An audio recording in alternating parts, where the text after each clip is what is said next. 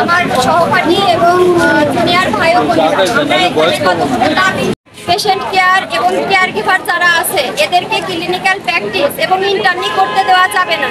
আমাদের প্রথম দাবির মধ্যে এইটা। ঠিক।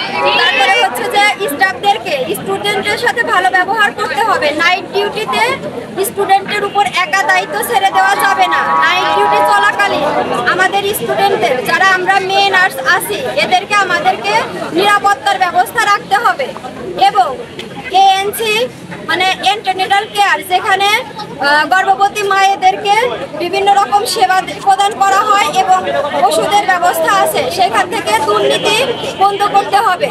তারপরে যেখানে র্যাবিস ভ্যাকসিন এখান থেকে আমরা চাই ওইখানে দুর্নীতি বন্ধ হোক।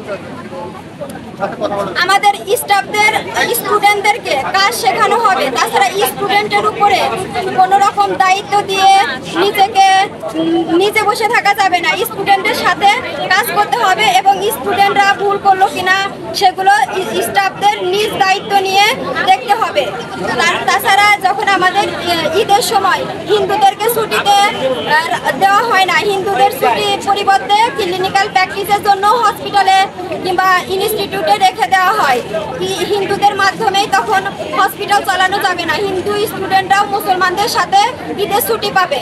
তখন হসপিটালে যদি নার্সদের ঘাটতি থাকে সেই ক্ষেত্রে নার্স লাগলে প্রয়োজনে নার্স নিয়োগ দিবে, কিন্তু স্টুডেন্ট দিয়ে কখনো হসপিটালের এই সময়ের করা যাবে না। এইসব দায়িত্ব নার্সদেরকেই বহন করতে হবে। শিক্ষার্থীদের উপর অযৌক্তিক কোনো দায় চাপানো যাবে না। শিক্ষার্থীদের নমনীয়ভাবে হাতে কলমে কাজ শেখাতে হবে। ভুল হলে কোনো ডাক্তার নার্স সবার সামনে অপমান না করে আলাদাভাবে বোঝাতে হবে।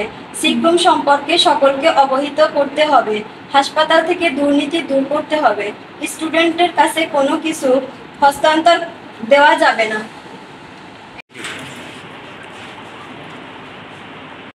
আমাদের নার্সিং শিক্ষার্থীরা যে দাবিগুলো দিয়েছে এর ভিতরে অনেকগুলো আসলে আমরা ইতিমধ্যেই সম্পাদন করে ফেলছি। বাকি যে কটা আছে আমরা এই দাবিগুলো নিয়ে আগামী সপ্তাহে, আজকে তো বৃহস্পতিবার, আগামী সপ্তাহে আমাদের নার্স থেকে শুরু করে অন্যান্য যারা স্টাফ আছে একসাথে বসে আমরা দ্রুত সমাধান করে দেবো। একটা কথা আছে, এখানে অভিযোগ করছে তারা বলছে একটা ভ্যাকসিন, কিছু ভ্যাকসিন সিস্টাররা দিয়ে আর বাকিগুলো তারা সরাই রাখে, এই বিষয়টা একটু বলবেন। আসলে এটা তো হওয়ার কথাই না।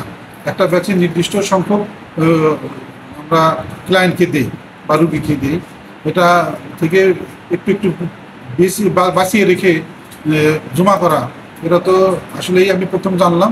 আমি তদন্ত করে দেখব, তদন্ত করে যদি সত্যি সত্যি এরকম একটা পাই, যে শাস্তি প্রাপ্য সেই শাস্তি দেওয়া হবে এবং ভবিষ্যতে না হয় সে ব্যাপারে আমি যথাযথ ব্যবস্থা নেব।